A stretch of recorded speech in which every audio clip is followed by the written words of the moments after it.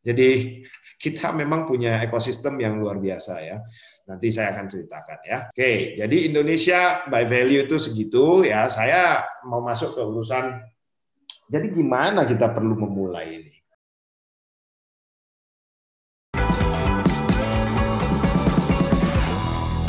Nah, saya sebenarnya pengen menjelaskan perbedaan antara startup dengan konvensional bisnis ya. Jadi ya ini mungkin the whole slide is talking about startup sih. Meskipun nanti untuk menghemat waktu saya akan sampaikan hal-hal yang penting-penting atau yang key point-nya aja gitu ya. Jadi kadang-kadang orang bingung dengan definisi startup dan apa bedanya dengan yang non startup gitu ya. Prinsipnya startup itu apa namanya adalah perusahaan yang sebenarnya didirikan dari kecil gitu ya dengan ide-ide yang brilian. Nanti saya juga akan sampaikan apa sih yang paling penting dari startup ini. Jadi dari sekian banyak startup di dunia ini, sukses faktornya itu tergantung dari apa sih? Itu juga nanti akan kita bahas ya. Jadi startup ini begitu begitu naik daun belakangan ini, dan memang nggak bisa dipungkiri ya bahwa inovasi perubahan besar di dunia saat ini itu tidak lagi dimulai atau didominasi oleh perusahaan-perusahaan besar pada zamannya yang waktu itu kita kenal Toshiba lah, kita kenal ya macam-macam perusahaan yang dari mulai televisi, elektronik dan lain-lain yang kita anggap ya dulu merajai inovasi-inovasi. Masih ingat lah ya kalau kita bilang Walkman itu luar biasa pada saat itu, yang sekarang ya udah nggak ada apa-apanya. Jadi hampir boleh dibilang di dekade terakhir ini startup itu yang memegang peranan yang besar di dunia industri. Mereka lahir dari sesuatu yang out of nowhere gitu ya, dan menjadi besar. Tentu ada kiat-kiatnya kenapa bisa mereka menjadi besar.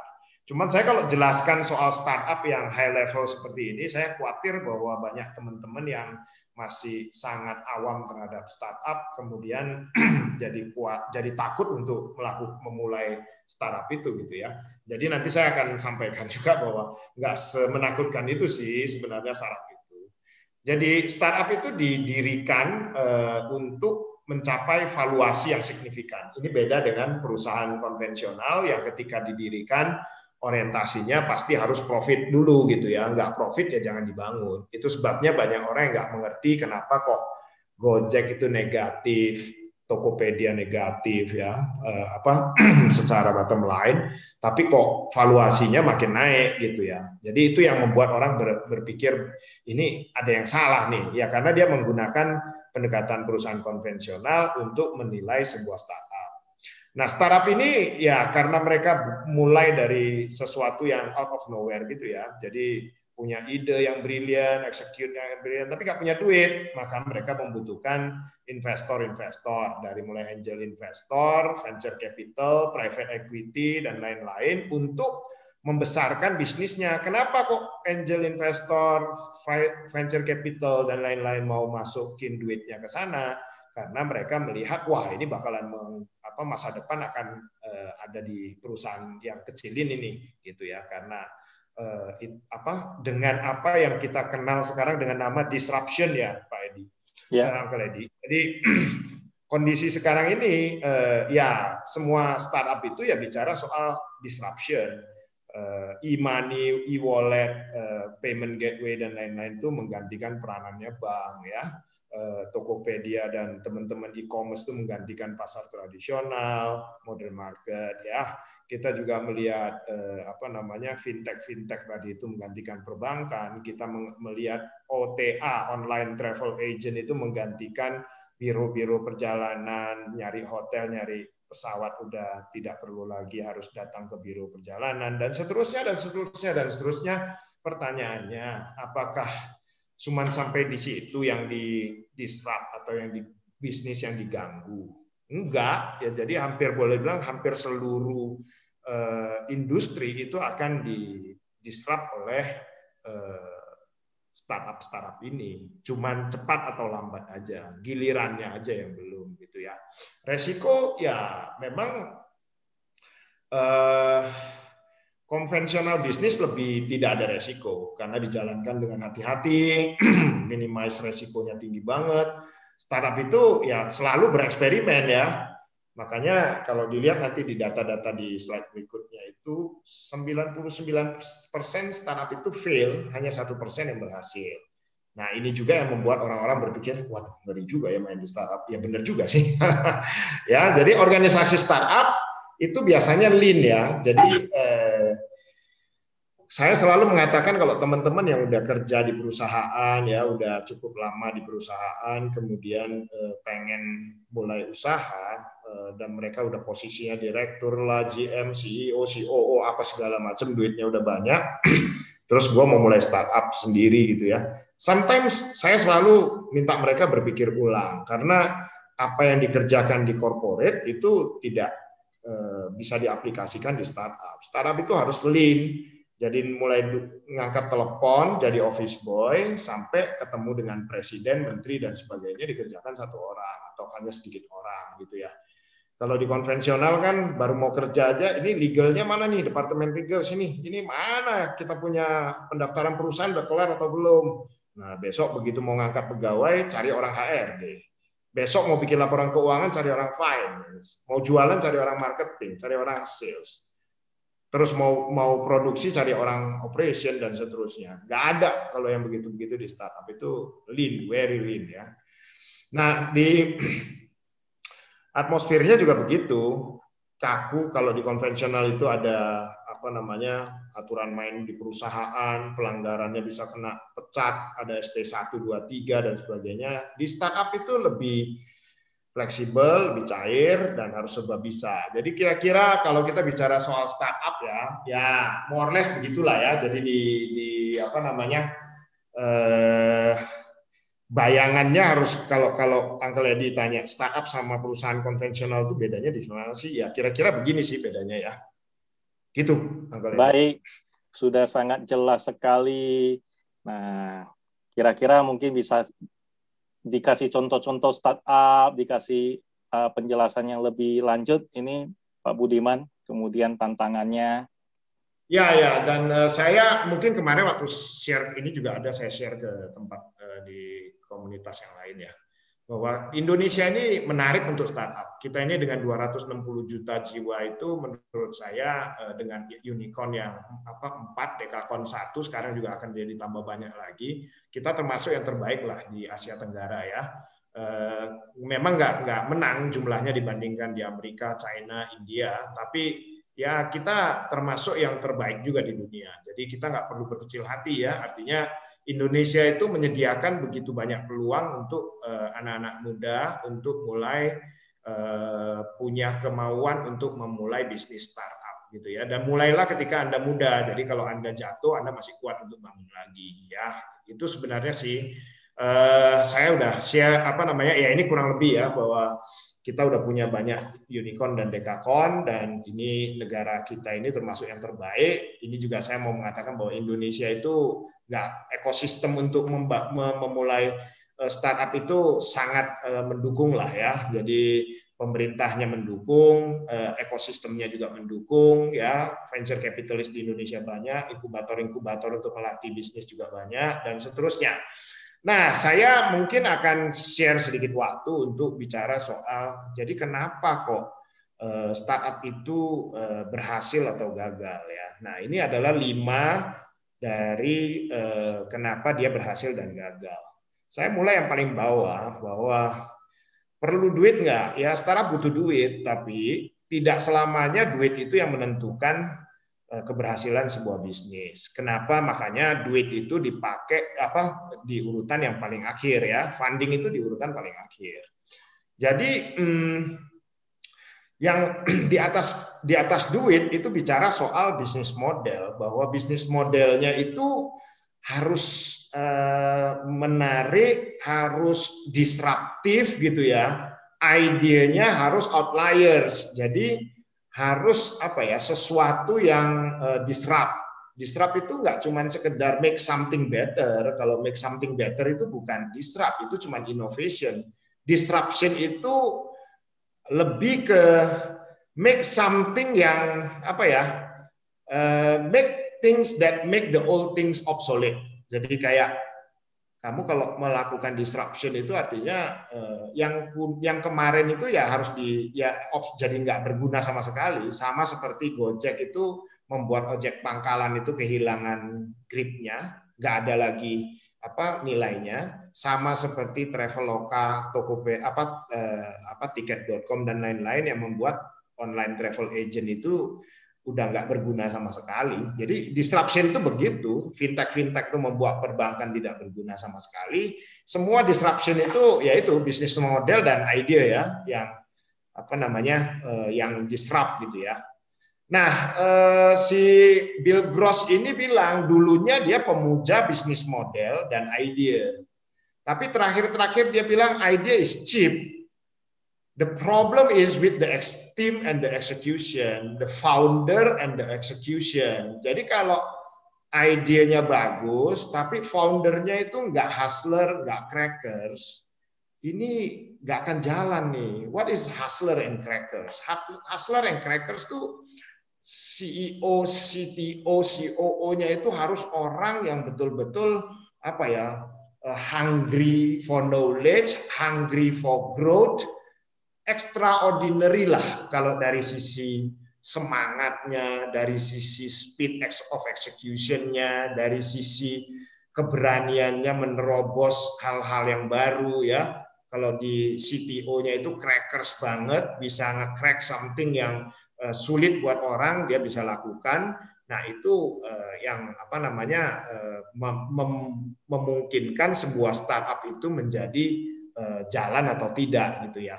Nah, yang tidak kalah penting adalah, dan ini menjadi nomor satu justru, timing itu very important. Jadi without timing kita nggak akan artinya semua yang di bawah, mau timnya bagus, mau ininya semua bisnis modelnya oke, ada fund-nya, ternyata timingnya itu kecepatan atau kelambatan. Jadi artinya misal kita sekarang mau masuk lagi ke bisnis e-commerce gitu. Ya, kalau nggak punya dompet yang tebel banget dan backup yang tebel banget, ya timingnya udah lewat. Kalau lu mau masuk ya kira-kira 10 tahun yang lalu. Sama halnya dengan kalau kita mau bikin search engine lagi gitu ya, mau nyaingi Google, itu mah cari mati kan. Kalau kita betul-betul bukan dari satu backup organisasi yang very deep pocket, nggak akan mungkin bisa ngelawan mereka. So timing itu very important ya. Jadi timing itu number one ya. Jangan sampai kita kelewatan timing ini. Kecepatan salah, lebih lambat juga salah. Kalau untuk timing ini kita bisa belajar dari buku Tipping Point-nya Malcolm Gladwell ya, ketika dia bicara soal hush puppies itu. That timing is so important. While yang 4 sisanya ini bisa disacrifice. So orang sering berpikir bahwa you need money, fund to run a startup.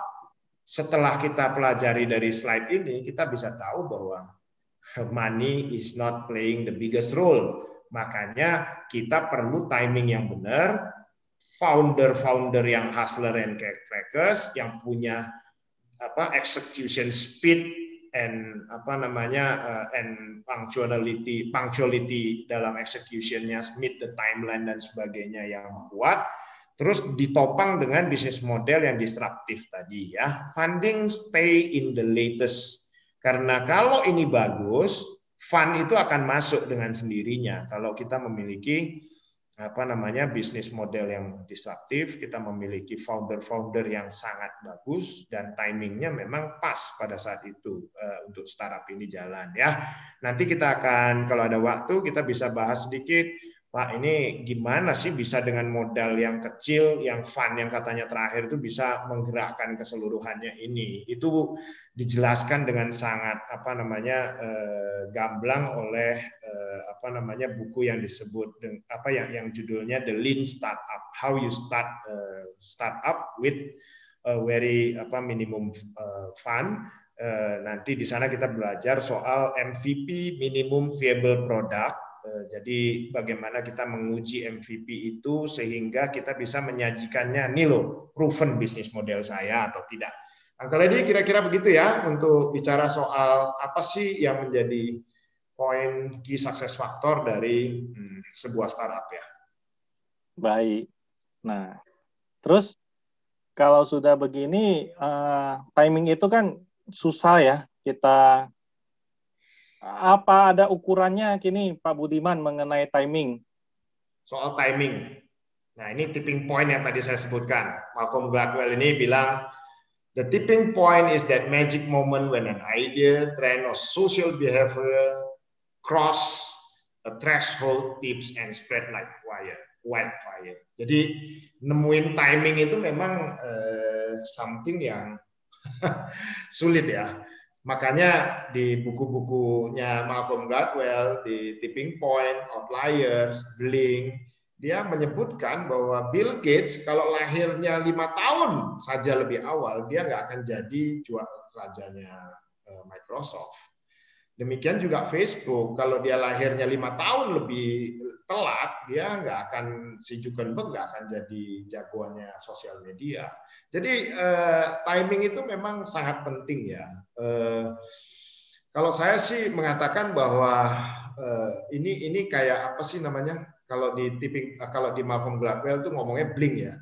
Kalau kamu udah nyelem di dalam dunia startup, masuk ke dalam dunia startup ini, kita itu kayak di DNA darah kita itu jadi bisa punya bayangan ini bisnis yang in the right time atau yang not in the right time. Misal ya, saya kasih contoh salah satu startup yang saya sedang geluti yang tadi barusan sebelum meeting ini, sebelum webinar ini saya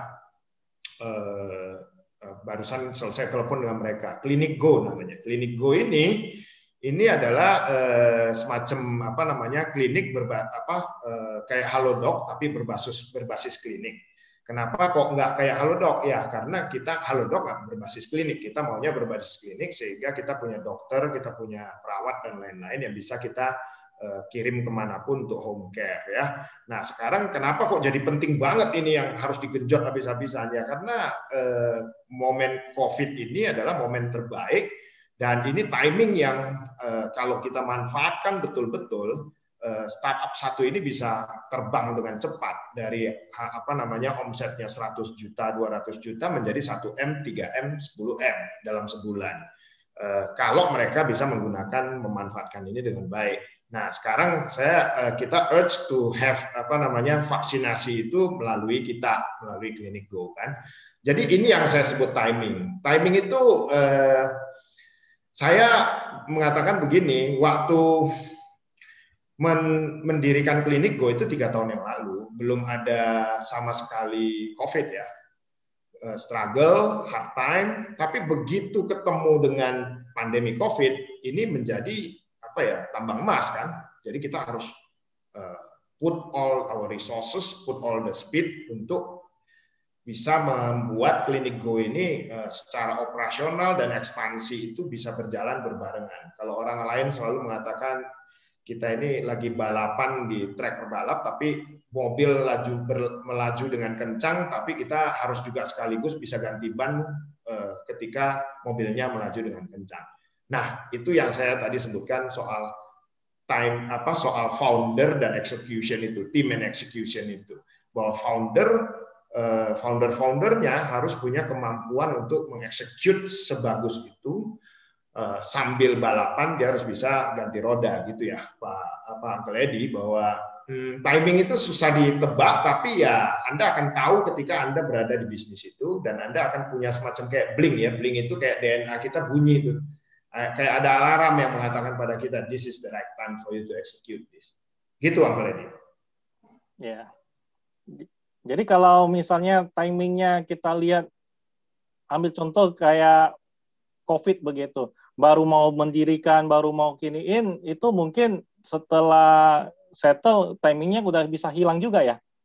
Yap, hilang. Makanya saya bilang, itu nggak bisa timingnya itu kita dapat kalau kita baru mulai prepare. Makanya ditempatkan di number one ya, masuk akal. Exactly.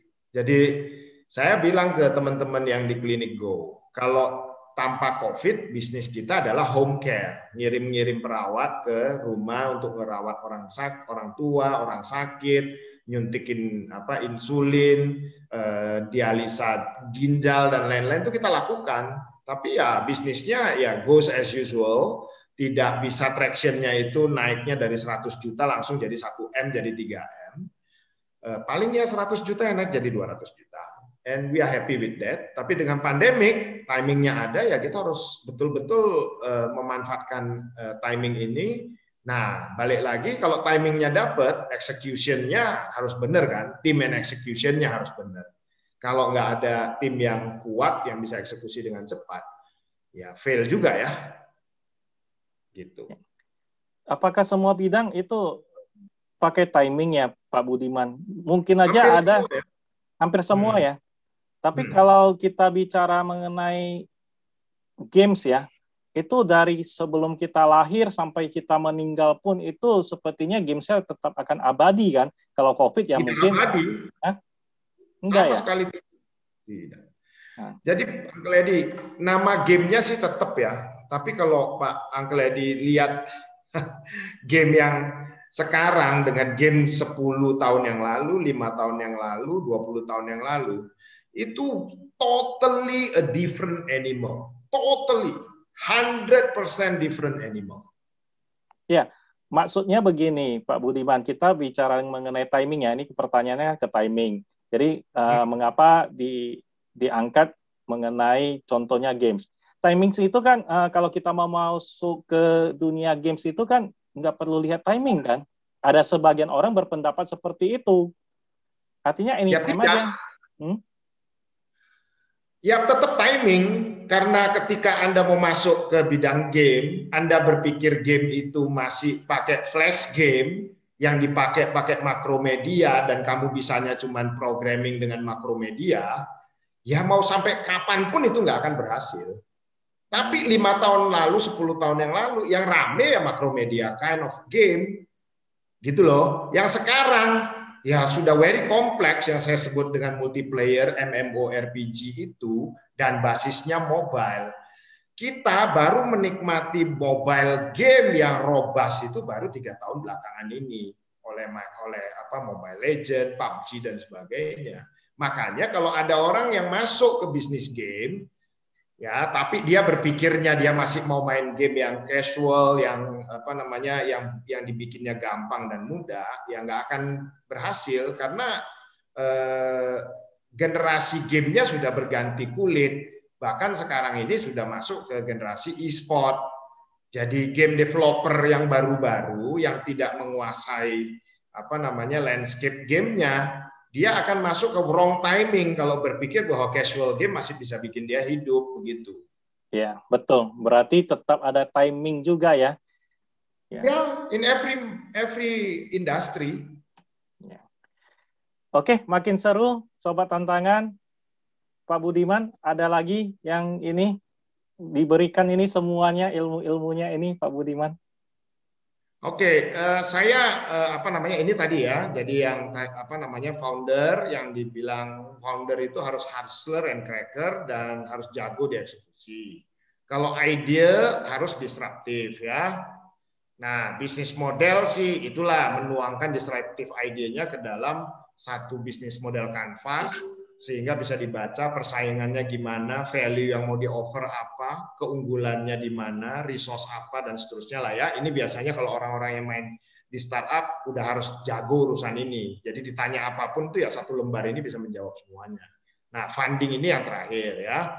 Jadi yang tadi saya bilang, ya sebenarnya kalau bisnis modelmu bagus, timingnya benar, timnya bagus, dan sebagainya, bisnis kita itu bisa grow organically. Jadi nggak perlu funding gede pun dia akan grow. Hanya grow-nya nggak bisa gede-gede amat. Jadi ketika dia mencari funding itu lebih karena dia betul-betul mau meningkatkan bisnisnya menjadi sangat besar. Tapi kalau dengan timing yang benar, tim yang bagus, ide yang disruptif, dia bisa growth kok secara organik. Bisa semua startup nggak begini? Nggak semua sih. Ada startup yang memang dari lahir yang udah tujuannya burn money gitu ya. Kalau nggak dapat investor yang mau burn money dengan dia, ya dia akan gugur. Makanya saya bilang nggak selalu startup dibangun itu selalu kalau nggak dapat funding itu nggak bisa hidup. Enggak, asal timingnya benar, idenya bagus, timnya bagus, ya dia bisa grow organically walaupun kecil gitu ya. Nah, ini yang tadi saya sebut dengan lean startup. Lean startup ini simply saying bahwa teman-teman ini seringkali nggak berani melakukan segala sesuatu, nggak berani memulai startup karena berpikir, wah ini harus lengkap nih organisasinya, harus ada legal, HRD, finance, accounting, tax, harus punya production head, punya marketing leader, marketing GM, punya sales director atau apalah dengan sales team yang banyak dan sebagainya. Nggak selamanya sih. Jadi yang disebut dengan lean startup itu adalah start dengan minimum viable product, ya, dengan sesuatu yang kalau bisnis model kamu ini dibikin paling mini, prototipenya itu bakalan jadi kayak apa sih? Oh kayak gini nih prototipenya, kira-kira seperti ini gitu ya. Nah itulah yang udah boleh dieksekusi. Eksekusi, kick off, dicek, diukur, ya, terus kemudian di feedback, dipelajari dari feedback-feedback yang ada, perbaiki, luncurkan lagi, itulah yang disebut dengan pivoting. Jadi dari small kernel of prototype itu ketika di launch ke orang-orang tertentu yang kemudian orang-orang memberikan feedback, kita perbaiki, itu sebutnya pivoting. Sampai kita menemukan bahwa ternyata model yang kita bangun ini totally tidak bisa diterima oleh pasar atau oleh konstituen kita, maka model ini akan dibubarin gitu ya. Udah di pivot pun tetap tidak bisa memenuhi keinginan pasar, ya berarti bisnis model itu tidak valid gitu ya. Jadi ini caranya yang harus dikerjakan oleh si startup. Jadi memulai dengan produk prototype yang product and market fit, dites MVP-nya, minimum viable product ini, dengan cara dibangun, diukur, dipelajari, feedback terus, ini di pivoting, sampai ketemulah yang disebut dengan produk dan market yang sudah fit, baru kemudian di launch. Nah, ini yang membantu biasanya ya. Jadi teman-teman kalau mau memulai sesuatu ya kalau diajarin oleh si Eric Rice ini itu harus menggunakan metode pendekatan startup yang disebut dengan minimum viable product, Uncle Eddy. Sorry ya, jadi hari ini pembahasannya mungkin adalah sesuatu yang beyond atau not in your expectation, karena kita mungkin mau berbincang agak santai soal apa sih startup, kenapa begini, kenapa begitu, tapi saya ngelihat ini ya mungkin juga nggak bisa sering-sering juga ngisi di forum seperti ini ya, karena banyak kegiatan lain. Mungkin ya di kesempatan ini saya gunakan untuk mengenlight teman-teman yang memang punya perhatian dan punya keinginan untuk masuk ke dunia startup ya. Tapi however, saya selalu mengatakan ke semua teman-teman yang muda-muda, this is the golden moment. Ketika saya waktu pelajar lah ya, SMA, kuliah, orang tua saya selalu ingin saya itu masuk ke perusahaan-perusahaan gede, jadi PNS, jadi kerja di perusahaan yang besar dan sebagainya. Mereka nggak pernah bermimpi bahwa anaknya itu nanti lebih baik punya ide sendiri, bikin perusahaan sendiri gitu ya. Karena memang suasananya pada zaman itu tidak menguntungkan atau tidak memberikan kesempatan sama sekali untuk kita bereksplorasi dengan ide-ide kita. Tapi kalau saya ditanya, Pak Budiman, kalau kamu balik lagi muda kembali seperti masih anak umur 20-an, what will you do? Ya, I will start startup. Why? Karena menurut saya, no matter how you fail, gagal, kamu bukan berarti, tadi kan angkanya saya sebutkan kan 99% itu startup gagal, 1% berhasil. Tapi bukan berarti 99% gagal itu then it is the end of everything ya. Justru kalau orang-orang yang gagal itu memulai lagi, mereka sudah learn a lot Ya, learn a lot itu betul-betul saya sampaikan dengan tegas dan dikasih underline yang garis merah gitu ya. Sebab you will not get the same experience ketika kamu kerja di perusahaan-perusahaan besar. Ketika kamu kerja di perusahaan-perusahaan besar, Anda adalah satu pion dari sekian banyak bidak catur yang ada di sana. You learn nothing actually, you only learn one thing. But ketika kamu main di startup, you will learn a lot of things. Dari end to end lu bisa belajar dari urusan marketing, urusan legal, urusan finance, urusan segala macam kalian bisa belajar. So when you fail, actually you fail with contentful knowledge yang ada di benak kalian, dan kalau mulai lagi pun Anda sudah tidak lagi kayak newbie, tapi Anda success rate-nya akan naik gitu ya. Jadi better fail than berpikir bahwa kalau kita fail atau 90, wah gue bakalan 99% fail nih, gue nggak mau lah fail gitu ya.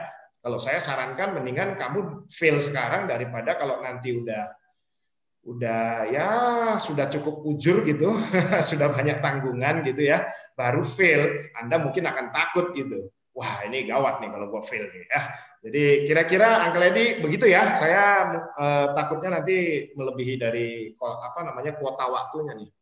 Lanjut, Iya, nggak apa-apa. Makin seru, Pak Budiman. Nah, ini singkat aja, Pak Budiman. Kalau setelah mendengar penjelasan dari Pak Budiman ini, Sobat Tantangan pengen ini memulai startup itu. Kira-kira hal apa yang harus, bagaimana cara dia memulai untuk startup? Apakah cari investor dulu, atau dia justru sebagai investor karena punya banyak duit, atau cari tim, atau sendiri memulai, sendiri coding. Oh, saya kan nggak bisa programming. Oh, saya jago programming, tapi kan saya nggak punya duit.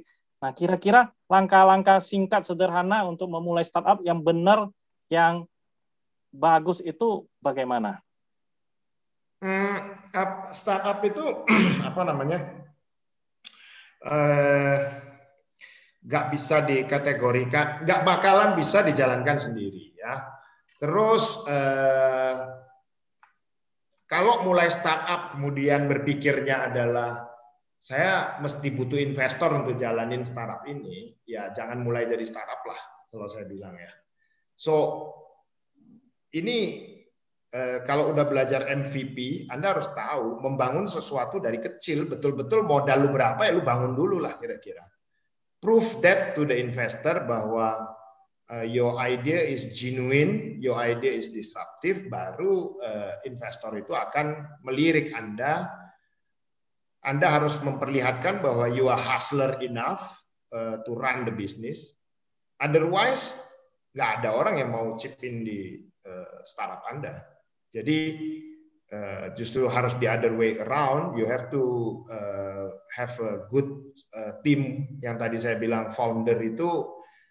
Kenapa disebut founders? Karena ada biasanya beberapa orang. Kalau satu orang nggak bisa jadi founders. Jadi harus beberapa orang kali ini. Jadi biasanya kalau kayak Agate itu 16 orang waktu mulai. Tapi kebanyakan sih 3-4 orang lah ya.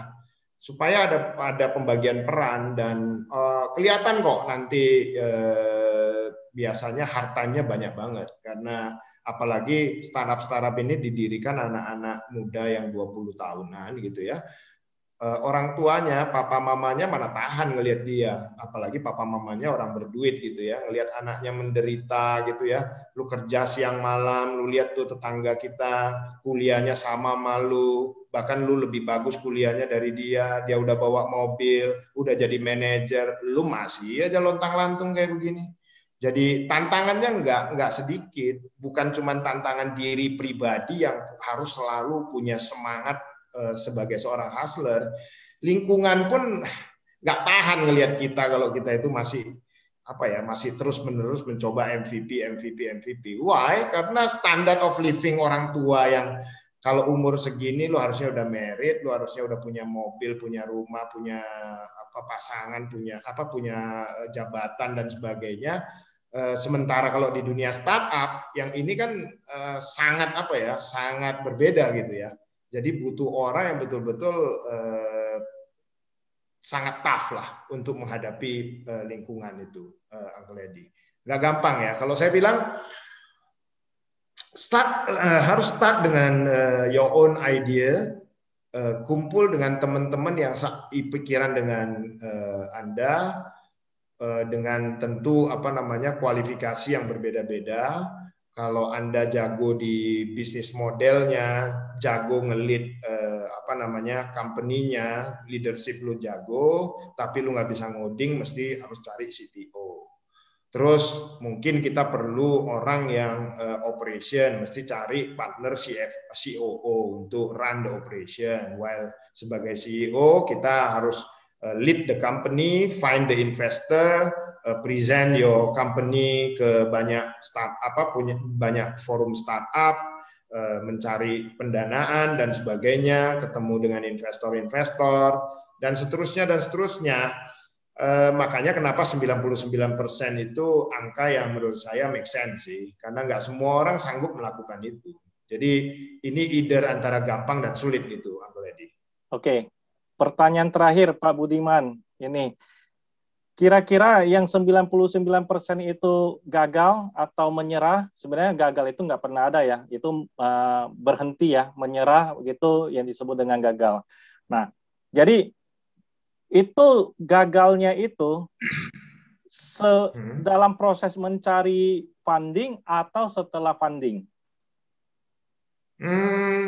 Banyak sih, ada sih grafiknya kenapa gagal. Biasanya foundernya itu tidak se-hustler yang dibayangkan ya. Artinya founder dan execution-nya. Ada yang bisnis modelnya mereka anggap itu keren banget, tapi ternyata itu sebenarnya udah obsolete, sudah ketinggalan zaman. Banyak kok orang yang berpikir yang ide mereka itu keren banget gitu ya. Ya, cuman sayangnya mereka itu seperti katak dalam tempurung, hidup di dunianya sendiri, nggak tahu kalau di luar sana itu ide dia itu sudah jadi sampah gitu ya. Jadi macam-macam hal sih, Uncle Edi, nggak cuma satu sih. Ya termasuk timing salah satunya. Tapi kalau dibahas-bahas ya jarang sekali yang gagal karena fun sih. Karena fun itu akan datang ketika keren banget approach-nya kita gitu ya. Bisnis model kita itu disruptif banget. Traction yang kita bangun tuh keren banget dan sampai jadi buah pembicaraan orang-orang. Karena apanya? Karena disrupsinya, disruptifnya gitu ya. Jadi orang akan banyak orang yang membicarakan itu sampai ke investor-investor pun memuji ini idenya brilian banget gitu. Nah, biasanya ide yang brilian, eksekusi yang bagus, fundingnya harusnya tidak ada masalah. Yang masalah ya tadi itu berpikir bahwa idenya luar biasa padahal sudah usang gitu ya. Atau idenya keren banget, tapi ternyata founder-foundernya itu anak mami semua gitu ya, anak-anak bos semua, nggak bisa eksekusi sebenarnya dia, cuman keren-keren kelihatannya sekolah dari luar negeri dan ini tuh ya. Saya nggak pernah cepat terkesima dengan orang-orang yang kuliahnya dari perguruan tinggi yang keren-keren yang dari luar negeri. Belum tentu mereka keren kok. Cuman karena namanya aja, tapi paling tidak kalau dia udah pernah kuliah di perusahaan di university yang bagus, harapannya ya otaknya cukup encer lah. Tapi untuk menjadi leader di startup itu bukan satu-satunya modal yang bisa diandalkan ya. Jadi again, how hustler you are, how cracker you are itu juga menentukan. Gitu Uncle Edi. Baik. Terima kasih Pak Budiman. Ya, mudah-mudahan ini Sobat Tantangan, kalau ada pertanyaan, ingin mendalami mengenai hal ini, ya boleh ajukan, ingin membahas apa, ntar kita undang lagi Pak Budiman untuk lebih menjelaskan mengenai poin dari pertanyaan itu. Tentunya dari penjelasan Pak Budiman yang saya tangkap adalah startup itu tidak jauh dari ide.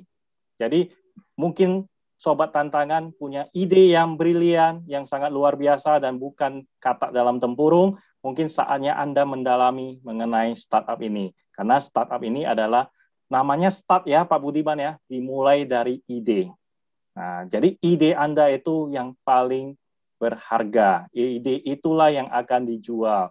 Nah, dengan di startup itu, lupakan mengenai funding, karena funding itu berada di nomor urutan yang paling bawah. Nah, kalau punya banyak duit, belum tentu Anda bisa memulai satu startup. Tentu Anda akan berperan sebagai investor. Jika Anda anak muda, ya duitnya bukan dari papi mami, tentu semuanya setara.